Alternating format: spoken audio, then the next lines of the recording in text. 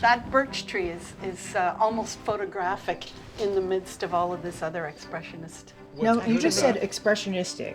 I'm always confused. What is the difference between impressionistic and expressionistic? Expressionistic is much more emotional. It's much more energetic and very gestural because you can see the strokes and you can see the physicality of the making of it.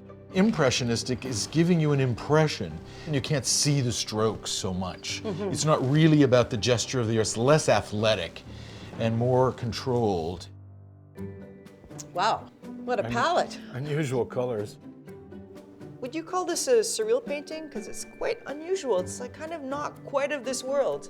It has a surreal effect, but I wouldn't call it surrealism. What's the diff?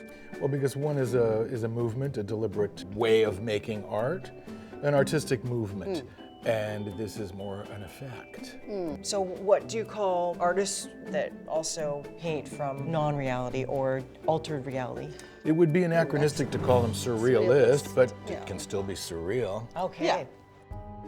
These are bold strokes and it looks so hyper detailed in the photograph. Lots of Pentimento. What's Pentimento again? It's what's underneath coming through, that you can read what's underneath from the surface. So many different So it brushstrokes can be colliding. color or texture.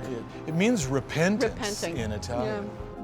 The artist repented and did something else. Oh, Yeah, okay, changed their mind. Yeah. Changed their mind.